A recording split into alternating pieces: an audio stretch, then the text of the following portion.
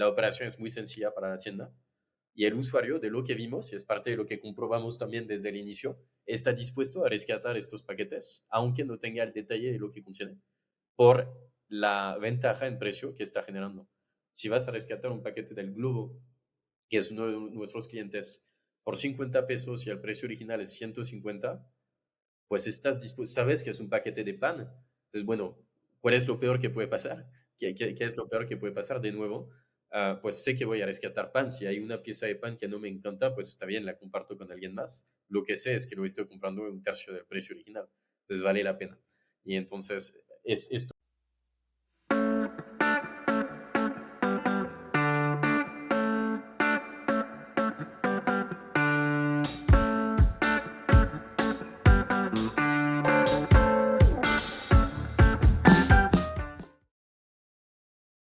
Hola y bienvenidos al Club del Retail. El día de hoy tenemos como invitado a Kim Durant, CEO y fundador de Chief, una plataforma que ofrece a la industria alimentaria soluciones para combatir el desperdicio de alimentos en América Latina.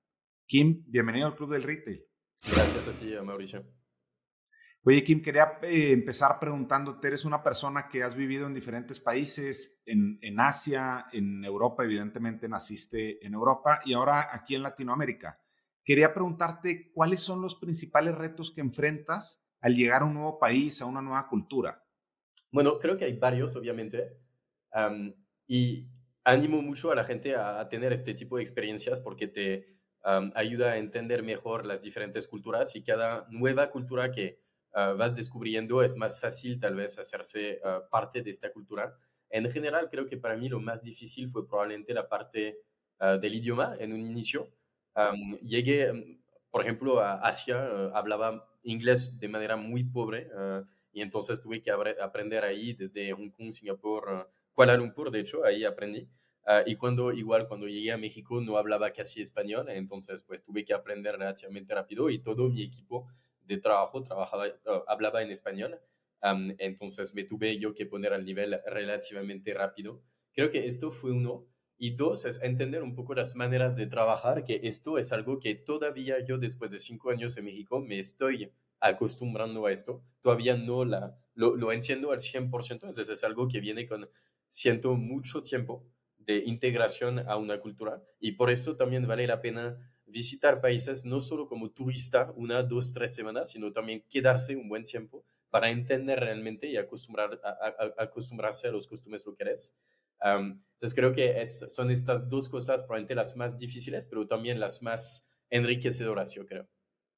Sí, lo que dices ahorita no es lo mismo ir de turista, donde normalmente acudes incluso a los lugares turísticos y no alcanzas a conocer de alguna forma la cultura, no se diga de trabajo, ¿no? Eso más difícil, pero aún a mí me gusta mucho, por ejemplo, cuando voy a una ciudad nueva, a un lugar que no conozco, recorrer las calles caminando, entrar a lugares, a zonas que no necesariamente son las turísticas. Siempre pregunto en los hoteles, por ejemplo, oye, si tú fueras a comer, ¿dónde comerías con tu familia? ¿Dónde comerías tú?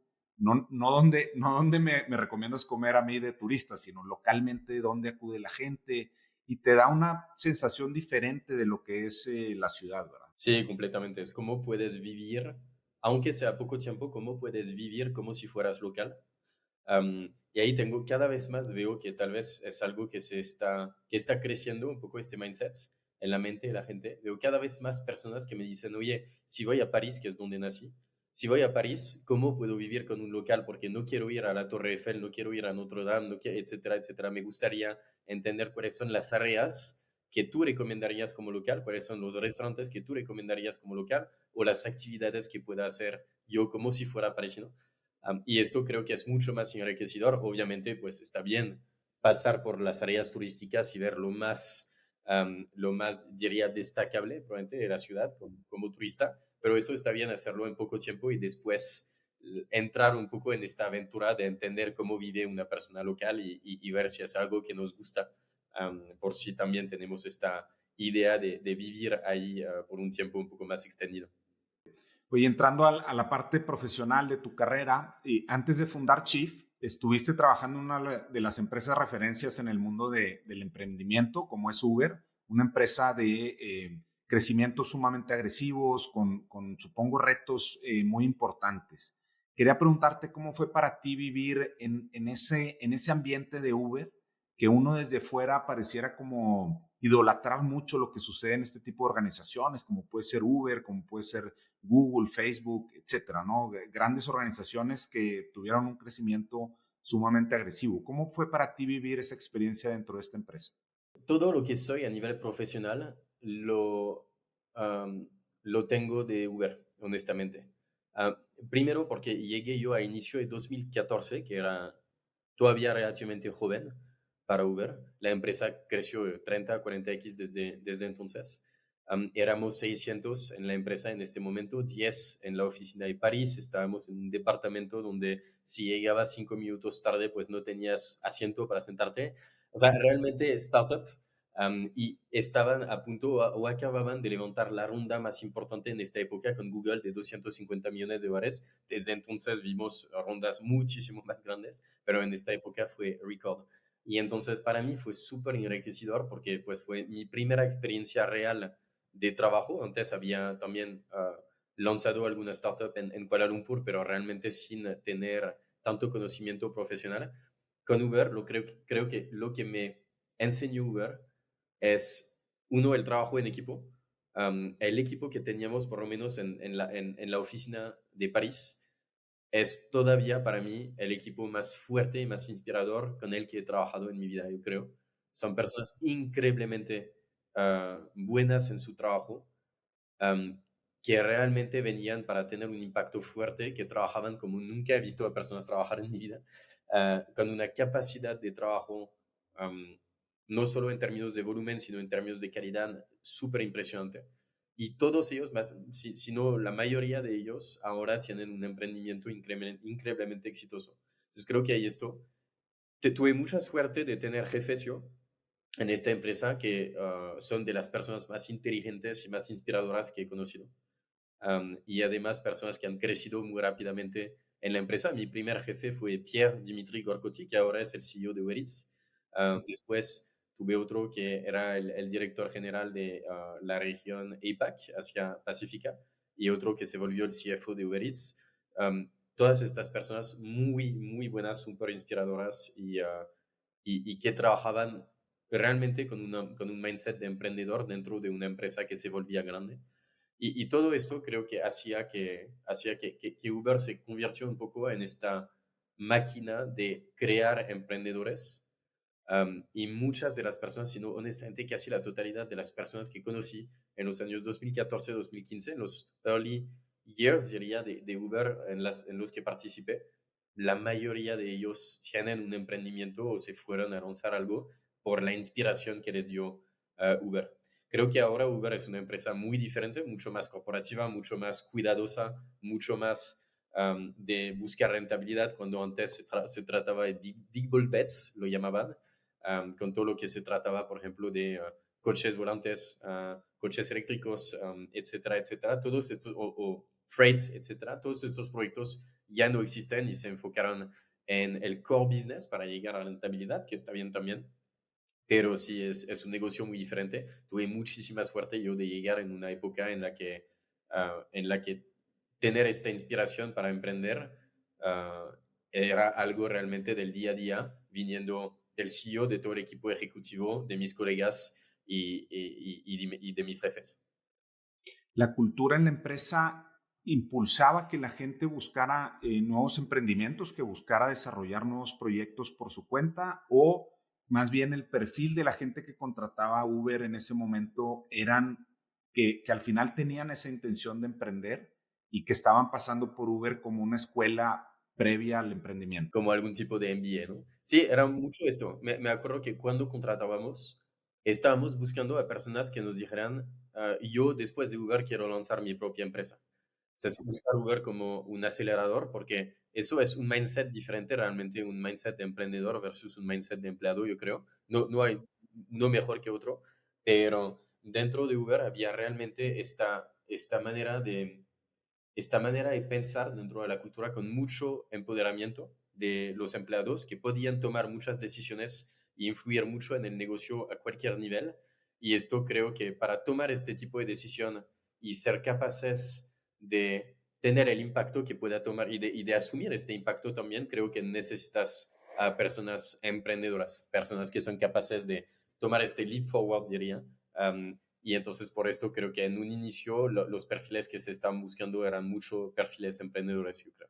Oye, Kim, en tu caso particular, ya estabas en una posición dentro de Uber Eats, una organización dentro de Uber que evidentemente presentaba también muchísimo crecimiento, grandes retos, como que un path que había seguido, una trayectoria que había seguido dentro de la empresa de crecimiento personal. Llega un momento en que decides emprender con Chief. ¿Qué estabas viviendo en ese momento o cómo es tu proceso para tomar la decisión de decir ya es el momento ideal para independizarme y lanzarme 100% con Chief? Bueno, o sea, yo inicié trabajando en Uber porque Uber Eats no existía en esta época y Uber Eats fue mi última experiencia, de hecho, dentro de Uber en México, que empecé en 2019. Y creo que hay varias cosas que hicieron que quise, pues, como dices, independizarme, que creo que uno, me sentía listo. Am, Tenía ya muchos enseñamientos de mi ex jefes que me hacían pensar que ya me sentía más listo, tenía más business acumen, más entendimiento del negocio, como para lanzar algo con alguna probabilidad de éxito, cosa que los años antes no necesariamente tenía. Dos, ya llevaba 7 años en Uber, era la persona con más tenure, más antiguo de toda Latinoamérica. Y era el número, creo, 60 de todo Uber en términos del tiempo que llevaba en la empresa. Entonces ya era un poco un old guy en este momento y creo que era tiempo un poco de irme por otro lado. Entonces hubo esto y hubo también, diría, las circunstancias externas de que era el año 2020. Yo tenía 30 años y el COVID llegó.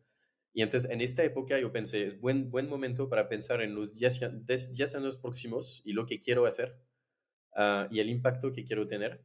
Y dentro de esta lista de cosas que quería hacer, había emprender y e involucrarme en una causa. Y entonces llegó el COVID, fue bastante duro para todos. Y creo que nos dio tiempo un poco a todos, aunque fue una época muy intensa, fue también una época bastante reflexiva en la que dije, pues, ¿por qué esperar? Ya, o sea, voy a hacer los dos de una vez, voy a tratar de emprender en algo que sea una causa que me emocione y usando la experiencia que he tenido dentro de Uber. Am, y realmente entré un poco en este mindset de cuál es lo peor que puede pasar. Y realmente pensándolo dije, pues nada, o sea, lo peor que puede pasar es que no funciona y está bien, o sea, me va a impactar el ego y nada más. Entonces, pues intentémoslo, ¿no? Entonces me fui, pensé en las primeras cosas que podía hacer, hice una lista rápida y en el mismo minuto empecé a ejecutar. Y creo que esto fue un poco la clave de, pues, no esperarte, no teorizar demasiado, decir, esto lo tengo que hacer, lo voy a intentar y boom. Y entonces, a partir de la primera tarea que se empieza a ejecutar, las primeras personas que estás empezando a impactar, pues la cosa se vuelve más real y entonces estás realmente lanzando y estás en este proyecto. Oye, ahorita la pregunta que te hiciste, ¿qué es lo peor que puede pasar? Sabes que es una pregunta que yo en alguna ocasión la he utilizado también y como que ayuda mucho a reducir el estrés, a entender bien los miedos que puedes enfrentar en dado caso de que lo peor que pueda pasar suceda. Claro. Y muchas veces lo peor que puede pasar es más dramático en nuestra mente que lo que es en la realidad, ¿no? Exacto. Sí, y creo que realmente si lo pensamos de manera racional, pues el peor escenario posible es no tan grave realmente. O sea, yo primero no tengo tanto interés por el dinero, siendo honesto, entonces esta parte de sacrificar mi, o sea, Sí, ingreso, el sueldo. ajá, exacto, mi sueldo, no era algo que me impactaba para nada, o sea, no entraba casi dentro de la ecuación, pero realmente lo que pensé am, es un tema de miedo al fracaso y un tema mucho de ego en general, porque sí, lanzar una empresa tiene pues tal vez 99% de probabilidad de fracasar realmente, entonces, ¿por qué me lanzaría en esto si sé que voy a sufrir fracasar, si es el caso, que pues es la probabilidad más alta, ¿no? Pero realmente si lo racionalizas un poco y que dices, bueno, pues en el peor de los casos no es solo un fracaso, es también un journey, realmente un viaje en el que puedo aprender cosas y si realmente no funciona, pues está bien, fracasé, pero puedo después regresar a la vida corporativa, encontrar un trabajo, etcétera, etcétera. Lo peor que puede pasar es que aprendí muchas cosas y no lo logré. Y entonces, si lo piensas así, yo creo que te hace el trabajo un poco más fácil um, de lanzar, de lanzar un negocio, aunque lanzar un negocio, solo decirlo así, parece algo gigantesco y súper, súper impactante. Realmente lo que significa lanzar un negocio en los primeros días, primeras semanas, es muy poco. Es tarea por tarea y tampoco es tan, diría, impactante o gigantesco como lo acabo de decir. ¿Cómo validas la idea de Chief? Tú, vamos, venías de la industria de alimentos, trabajabas mucho con el tema de restaurantes, sabías un poco de la problemática que hoy buscan resolver ustedes con el desperdicio de alimentos, pero ¿cómo validas que hay interés en una solución como la que propone Chief? Am, bueno, y creo que algo que me enseñó Uber es prueba y error. Y probar rápido, fracasar rápido. Y entonces, desde el día, probablemente yo creo que no tuve la idea, pero más bien decidí lanzar un día por la noche y el día siguiente ya estaba en las calles hablando con los restaurantes, diciendo, oye, tienes un tema de merma y te gustaría tal vez tener una solución para vender tus excedentes a un precio menor, para recuperar tus costos. Nada más por lo menos para tener estos insights. Después de inicio dije, no tenía ningún producto ni nada, pero dije, oye, si tuviera esta solución, es gratis, tú solo me das insights sobre si te gusta o no, te la paso, ¿te gustaría o no? Y entonces realmente era en este momento ni siquiera un MVP, más bien una prueba de concepto con base en encuestas que hacía con los restaurantes. Y cuando varios me decían, sí, sí, sí, creo que me interesa, me interesaría, ahí sí pensé, no sé si lo llamaría MVP, porque básicamente pagué a una persona en Pakistán, si no me equivoco, para hacer un sitio web muy chafa, pero funcional, para hacer lo que quería hacer. Y de ahí creé un grupo de WhatsApp con amigos y amigos de amigos que ellos iban a representar el lado demanda de este marketplace. Entonces tenía algunos restaurantes dispuestos a darme insights intentándolo. Tenía un producto chafísimo, pero funcional, y tenía el lado demanda, supply, producto, demanda. Eso era mi MVP o mi prueba de concepto, vamos a decir. Y de ahí lo dejé, dejé las cosas pasar a ver si justo iban a pasar. Y un día el primer restaurante sube los primeros paquetes sorpresa de Chief y yo escribo a todos mis amigos y amigos de amigos en este grupo de WhatsApp diciendo ayúdenme, vayan a rescatar. Entonces algunos van, rescatan y me dicen, wow, está increíble lo que estoy rescatando, es de muy alta calidad, no puedo creer que esto se iba a tirar. Y el día siguiente yo hago el mismo pedido, voy por mi paquete, lo rescato, era un paquete de pan y el pan, honestamente, de la misma calidad de lo que esperarías tú comprándolo a precio real. Y entonces ahí creo que o sea, no, se volvió menos concepto y mucho más concreto. Y dije, wow, hay un tema real de toda esta comida que realmente podría servir a personas, pero que se va a la basura porque los negocios tienen estas políticas internas y van a decir que el producto se tiene que quedar 1 o 2 días en vitrina porque así lo decidieron. Pero el día 2 o 3 realmente sigue bastante bueno. Entonces ahí sí tenemos un tema bastante, bastante fuerte que necesitamos resolver en un mercado donde tenemos 20 millones de toneladas de comida en buen estado que se van a la basura y 40 al 50% de personas que viven en pobreza. Este problema es tonto y se puede resolver. Y entonces con estas primeras experiencias de los primeros paquetes que se subieron y las primeras personas que los fueron a rescatar, dije, esto sí lo quiero escalar. Yo creo que ahí hay algo que podemos hacer, porque sí, este concepto existe en Europa, etcétera, pero en Europa hay menos este tema social, menos este tema de pobreza. Existe, obviamente, pero mucho menos fuerte que aquí.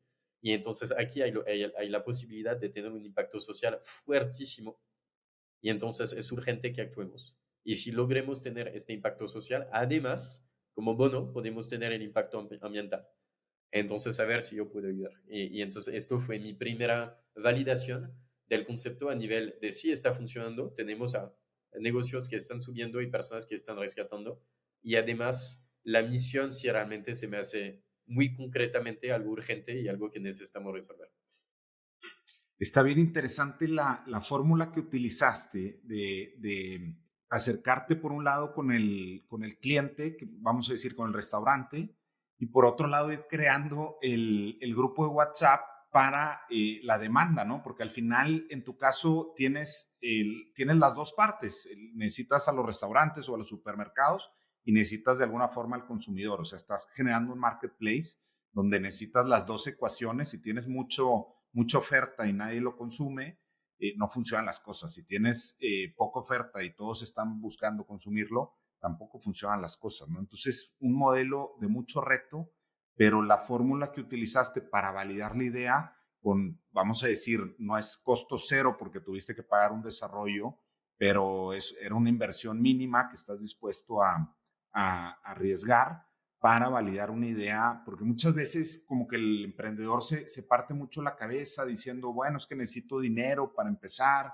y quiero salir con el app 100% funcional y todo, como que buscando mucho la perfección, cuando lo que tú decías al principio es, yo mañana doy el primer paso, empiezo a hablar con los primeros restaurantes y al mismo tiempo fuiste creando tu grupo de WhatsApp. Cuando llegó la primera oferta ya tenían las dos partes de alguna forma dentro de Chief. Exacto. Sí, y creo que la perfección en una etapa inicial es un enemigo en su mayoría, porque, o sea, lo más importante es tener una prueba de concepto, es decir, tener un concepto y comprobarlo.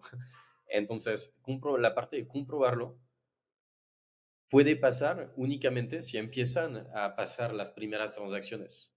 Entonces, tener el producto ideal y tener a personas teóricamente listas para comprar o personas teóricamente listas para entregar, pero que nada pase realmente, no haya ninguna transacción, no haya ningún costo, nadie pagando realmente por este producto, no hay ninguna atracción. Para mí, ahí no estamos validando absolutamente nada. Entonces, para mí, lo más importante es que es ver si hay personas dispuestas a pagar por este producto y entonces hacer que las primeras transacciones pasen. Ah, y por eso esto pasó dentro de la primera, yo creo, semana en la que decidí lanzar este proyecto. Y ahí fue un poco mi validación para decir, ahí sí podemos escalar. Y realmente al final también pensándolo, a mí me gusta simplificar mucho cuando puedo. Y entonces realmente es un negocio que requiere restaurantes para entregar, usuarios para rescatar y una app o un producto en medio para poder hacer el pedido, nada más. O sea, no hay que pensarlo de manera más complicada que esto. Todos los features adicionales de retención, loyalty, etcétera, etcétera, que podemos pensar en una etapa más avanzada del negocio, es algo que no vale la pena pensar en un inicio. Hay que simplificar las cosas y enfocarse en los pilares del negocio, creo. Oye, Kim, y hablando de un poco del modelo de negocio, ahorita explicabas también, tú tienes el restaurante, vamos a decir, hablando del pan, ¿no? Una panadería donde ellos por política tienen ciertas condiciones de mantener el producto vigente por 1 o 2 días.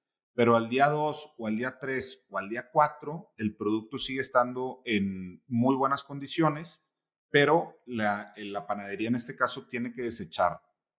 Esa panadería genera un paquete con ese producto, genera paquetes y por otro lado el usuario final de Chief puede ver en su aplicación los paquetes que hay en el día, en el momento, lo compran y acuden a la sucursal a recoger su paquete. ¿Así funciona en general, Chief? Exactamente. Y este concepto de paquete es algo interesante de explicar tal vez, porque básicamente lo que garantizamos al usuario es que va a recoger un paquete que tiene un descuento entre 50 y 70%. Eso es lo que garantizamos.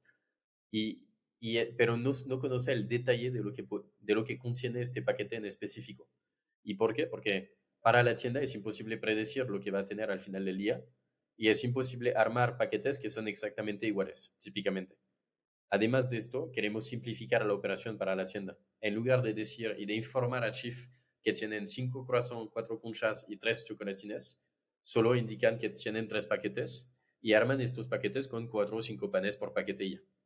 Con esto garantizamos más o menos la promesa de precio. La operación es muy sencilla para la tienda y el usuario, de lo que vimos, y es parte de lo que comprobamos también desde el inicio, está dispuesto a rescatar estos paquetes, aunque no tenga el detalle de lo que contiene, por la ventaja en precio que está generando.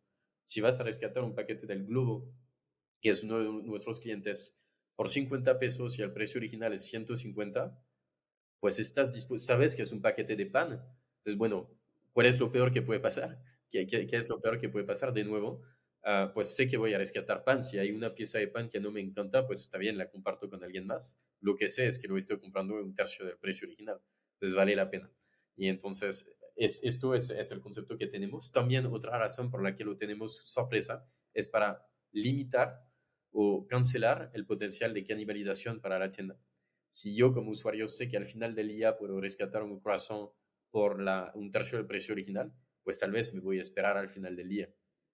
Pero si no tengo esta certeza, pues ahí el potencial de canibalización de las ventas normales es muy limitado. Actualmente, ¿dónde tienen presencia en México? Evidentemente, Ciudad de México y área metropolitana, pero ¿en qué otras ciudades del país se encuentran ofreciendo los paquetes en chip? Ahora estamos en 24 ciudades de México y estamos también en Chile. Las primeras ciudades que lanzamos fueron, pues obviamente, Ciudad de México, Guadalajara y Monterrey. Y después nos expandimos sobre todo con las cadenas que tienen una presencia nacional, como Sanborns o como El Globo, por ejemplo, a las otras ciudades donde tienen presencia. Entonces vamos a tener, obviamente, Puebla, Mérida, Querétaro, estas ciudades de Tier 2, pero también tenemos ciudad como Tampico, Tepic, donde tenemos un poco de presencia por estas marcas, porque se expandieron con nosotros. Y ahí la parte muy interesante para mí es que no hicimos ningún plan, diría, de adquisición de usuarios en estas ciudades.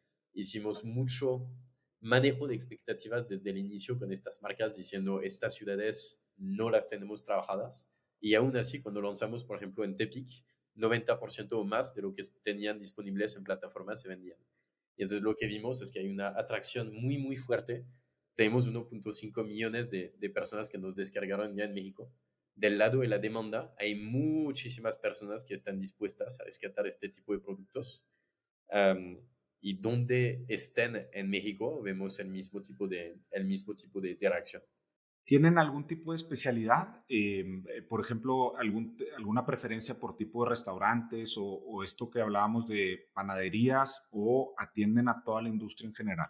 Realmente no es tanto preferencias, es más ciclos de negociación, yo diría. Hay tres tipos de productos que podemos entregar. Hay todo lo que es pan y pastel, panadería, pastelería, repostería. Hay la parte de los platillos preparados, y hay todo lo que es de supermercados. Lo que vemos es que el universo de las panaderías, pastelerías es enorme aquí en México. Y además es relativamente más fácil vender el producto de Chief a una panadería que a un restaurante que está preparando sus platillos en el momento, por ejemplo.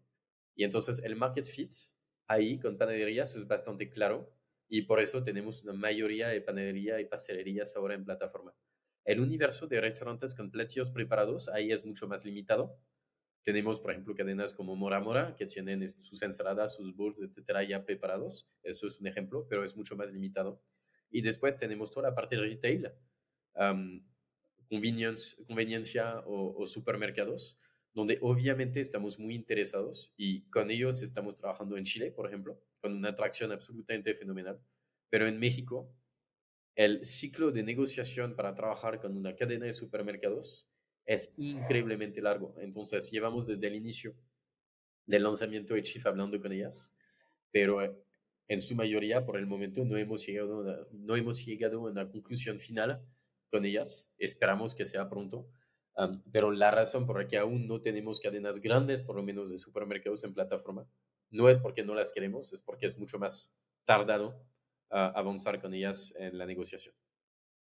Entiendo, ahorita lo comentabas y entiendo que en Chile ya han avanzado mucho más rápido, ya tienen un proyecto muy importante con una cadena de supermercados.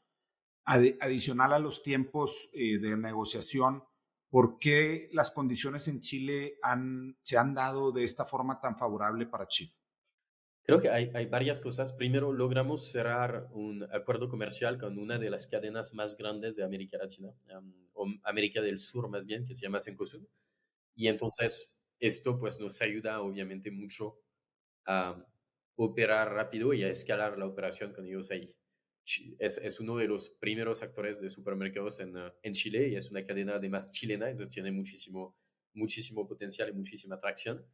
Creo que hay esto. Dos, es que es un mercado que es mucho más listo en términos de los temas de sustentabilidad. Aquí en México no hay mucha concientización del tema sustentable. Siendo honesto, a la gente no le importa tanto ahora lo que va a pasar con el planeta en 30 años, cuando casi la mitad de la población está preguntándose qué va a comer mañana. O sea, se entiende. Pero esto hace que entonces hay muy poca presión de parte de la población en general para que las cadenas de supermercados trabajen en iniciativas de sustentabilidad y de la misma manera a nivel regulatorio, public policy, hay pocas cosas que están pasando aún que están realmente poniendo la presión para que se tomen acciones de este lado. Y entonces el impacto social exclusivamente y el hecho de tener una base de usuarios relativamente grande no es algo aún que está convenciendo al 100% aquí en México. Y tres, en Chile hay mucho menos miedo al fraude que aquí. Aquí las cadenas de supermercados tienen mucho miedo a que dentro de este nuevo proceso operativo que se va a crear haya alguna manera de encontrar justo la manera de cometer fraude o de robar los productos, porque ellos tienen todos sus procesos bien establecidos, bien pensados para pensar en todas las maneras en las que pueden prevenir este fraude. El potencial de agregar un proceso adicional significa también que tienen que pensar en todas estas maneras con las que puede pasar esto. Y entonces en Chile no hay tanto este miedo, en México sí mucho. Y ahí es donde es mucho más difícil convencer. Son estas tres cosas, sobre todo dos para mí, la parte de sustentabilidad y la parte de miedo al fraude y al robo, que hacen que las cosas avanzan mucho más lento aquí. En esta parte de la sustentabilidad y de concientizar al consumidor, a la gente en general, de las posibilidades o de los riesgos hacia donde estamos caminando si no hacemos cambios importantes en nuestra forma de consumir. ¿Cómo trabaja Chief para buscar concientizar en este caso, a la sociedad en México? ¿Hacen algún tipo de campaña? ¿Trabajan con gobierno para buscar de alguna forma implementar nuevas regulaciones? ¿De qué forma ustedes pueden impulsar que este tema de la sustentabilidad suene más en nuestra comunidad? Exactamente lo que acabas de decir son los esfuerzos que estamos nosotros empezando a hacer. Campañas de marketing, mucho RP y alguna relación con los gobiernos para empujar un poco este tipo de iniciativas. Y ahí, para ser claro, también cuando empujamos esto, estamos empujando sobre todo la parte de no mermar, no necesariamente la parte de revender estos excedentes por medio de nosotros. Obviamente hay muchas otras opciones que o existen o deberían de existir que estamos empujando también. Por ejemplo, obviamente la donación. Pero viendo, por ejemplo, Chile, la donación sigue existiendo, aún así estamos rescatando 8.000 kilos de comida por día. Entonces hay todavía muchísimo potencial de rescatar toda la comida que por el momento no se puede donar por temas o de fragilidad, diría, del producto o porque requieren cadena de frío o etcétera, etcétera. Entonces no se puede limitar exclusivamente a la donación, desafortunadamente. Hay otras soluciones que se tienen que encontrar para todos los productos que no entran aún a la donación. Y entonces, por ejemplo, lanzamos hace poco una campaña que se llama Wey no Mermes, de mi equipo de marketing, que justo se dirige a estos negocios y que les dice un poco, oye, si estás ahora mermando, um, si estás tú tirando comida a la basura, aunque existen soluciones en contra de esto, eres parte del problema. Eso es un poco el mensaje que queremos enviar. Ahora hay soluciones para esto y además hay soluciones que te pueden generar dinero adicional. Entonces, ¿por qué seguir desperdiciando esta comida cuando hay gente que la necesita? o cuando a ti hasta te puede hacer un margen adicional, una fuente de ingresos adicionales. Entonces, estamos ahora empujando un poco mensajes tipo, si estás tirando tu pizza después de 30 minutos, hay un problema. Si estás tirando tus hamburguesas después de una hora, hay un problema. Y esto es real, son prácticas reales que se están llevando a cabo ahora en México. Y se están llevando a cabo porque por el momento no hay tanto miedo sobre imagen de marca porque son prácticas que se hacen que se hacen de manera escondida.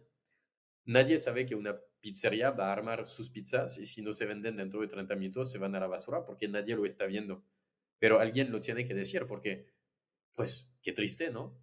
Si tiene una pizza entera que se va a la basura después de 30 minutos, yo como pizza 2 días después, que está en el refri, entonces, ¿por qué? ¿Cuál es la necesidad, no? Y entonces, ahí básicamente de dónde nacen estas campañas es un poco feedback, retroalimentación que hemos tenido de algunas de estas cadenas que nos dicen, no quiero trabajar contigo porque me da miedo mi imagen de marca. Y yo estoy como, pero perdón, ¿cómo les da miedo su imagen de marca?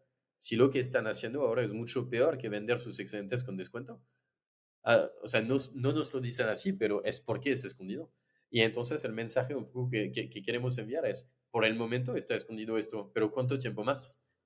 Antes de que sus clientes propios digan, no, no estoy aceptando este tipo de prácticas. Entonces, estamos empujando un poco esto para empezar a poner más presión, básicamente, sobre estas prácticas. No es normal que esto pase en un país donde el 40% de las personas que viven en pobreza. No debería pasar. Y menos cuando 35% de la comida se va a la basura y genera 15% de los gases de efecto invernadero, ¿no? Entonces, esto es lo primero. RP, prensa, etcétera, es algo que hacemos mucho, empujando de la misma manera este tipo de mensajes. Y la parte regulatoria y public policy es algo que hemos empezado a hacer un poco últimamente, de manera un poco casera, pero sobre todo porque hemos recibido algún tipo de interés de algunos gobiernos locales que quisieran trabajar con nosotros sobre este tipo de iniciativas. Entonces estamos aprovechando un poco este cambio de viento que estamos viendo para empujar la parte del no desperdicio y entonces de donación o reventa de excedentes cuando se puede. Lo que entendemos es que si no hay solución, pues no se puede hacer nada. Pero el tema es que ahora sí hay. Y entonces, ¿por qué no hacer? ¿Por qué no hacer algo al respecto? Totalmente. Y sobre todo lo que comentas, ¿no? En un principio o en una solución que ha existido por mucho tiempo es la de donar, pero no necesariamente es una solución que hace sentido a nivel negocio para un negocio de alimentos, ¿no? Pero ahora con esta opción donde yo puedo recuperar parte de la inversión que hice en esos alimentos, ¿verdad? Haciendo una reventa a descuento, pero generando un ingreso que ya lo tenía cero, o sea, lo tenía perdido, ahora puedo recuperar y generar un ingreso, como que ya la decisión a nivel negocio, pues no, sinceramente no hay mucha justificación el por qué no buscar una solución como la que ofrece Chief, porque tiene un beneficio de negocio y tiene un beneficio social y tiene, vamos, beneficios alrededor que impactan a todo el ecosistema. Sí, totalmente. Y también para ser claro, nosotros creemos que los incentivos fiscales a la donación deberían ser mayores. Nosotros creemos que la donación debería llegar primero, de todos modos, porque pues el potencial, o sea, entre más bajo el precio, pues más personas pueden beneficiar y la donación o genera pues precisamente donativo a las personas o por lo menos precios increíblemente bajos. Si no se puede donar, hay todavía muchísima comida que no se está donando por las razones que mencioné. Y ahí sí estoy de acuerdo que soluciones como las de Chief deberían ser consideradas. Y sobre todo, entendemos, por ejemplo, pero a nivel operativo me puede complicar, etcétera, y entonces que nosotros podamos trabajar para diseñar un proceso operativo que sea poco disruptivo, pero Ah, pero retos como me va a impactar mi imagen de marca es algo que nosotros en Shift ya no queremos aceptar. Y entonces por esto estamos empezando a hacer estas campañas un poco más disruptivas, justo, un poco más con un tono un poco, todavía humorístico, pero un poco más directo para, para incentivar a esto y generar un poco esta concientización a nivel del público en general para que pueda decir, oye, pero eso realmente está pasando, nosotros no queremos esto. Totalmente. Y por otro lado, ¿hace más sentido buscar relacionarte como marca con un beneficio social que tener el miedo de una repercusión que sinceramente en este momento no la alcanzo a percibir? Evidentemente no soy un profesional de la industria de restaurantes, pero bueno, eh, pareciera que no hace mucho sentido. Regresando un poco a Chief Kim, ¿qué sigue para ustedes en los próximos años? Bueno, nosotros tenemos una visión bastante grande a nivel, diría, del impacto ambiental que queremos tener. Es decir, básicamente por el momento nos estamos enfocando en la parte de rescate de alimentos. Hay mucho que hacer ahí. Como mencioné, los números 20 millones de toneladas de comida aquí en México, estamos a todavía 10.000 veces más impacto que podríamos tener. Y esto es solo México. Entonces queremos seguir teniendo el impacto social y ambiental del desperdicio de del desperdicio de alimentos en México y en toda la zona Latinoamérica. Empezamos con Chile y estaremos pronto en Argentina, en Perú, en Colombia y en Brasil. Esto es lo que queremos hacer. Pero la visión final realmente es volvernos como una super app de sustentabilidad en América Latina. Y entonces sería una app de rescate de cualquier tipo de residuo que pueda generar un impacto ambiental. Obviamente el desperdicio de comida representa un impacto fuertísimo a nivel ambiental, pero el desperdicio de ropa también, el desperdicio de electrónicos también, y hay mucho que se puede hacer con un modelo de negocio parecido. Una cadena grande de supermercados nos decía hace poco, nosotros tenemos um, bodegas enteras rellenas de electrónicos, microondas, lavadoras, etcétera, que ya están pasadas de moda y no sabemos qué hacer con ellas.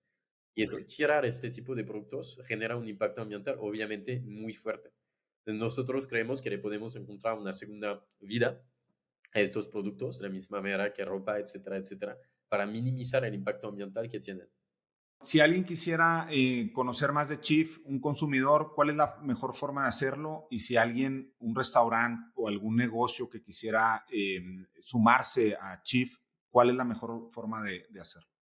Hay varias maneras. Obviamente tenemos el sitio web chief.com, cheaf.com. Ahí tenemos un apartado para usuarios y un apartado para negocios. Los negocios interesados pueden rellenar un formulario con alguna información de utilidad para nosotros y nosotros les contactamos. Nos pueden contactar también por redes sociales. Somos chief.mexico o chief.chile, para quien esté interesado. En Instagram, por ejemplo, en Facebook de la misma manera. Y en general ahora con con las campañas que estamos sacando, estamos tratando de crear nuevos URLs, por ejemplo, waynomermes.com, donde nos pueden contactar también, pero en general la manera más fácil de contactarnos es por el sitio web o por redes sociales. Perfecto. Y si alguien quisiera contactarte directamente, ¿tienes alguna red social de tu preferencia? Yo casi ya no uso red social, estoy tratando de hacer un detox de esto, pero me puede contactar por correo, kim@chief.com. Perfecto, para subir los datos ahí a las notas del episodio y cualquier persona interesada en Chief los pueda contactar directamente. Kim, muchísimas gracias. Gracias por compartir parte de tu historia, por compartir lo que están trabajando desde Chief. Felicidades por este proyecto y que sigan los éxitos. Muchísimas gracias, Mauricio, y gracias por la invitación.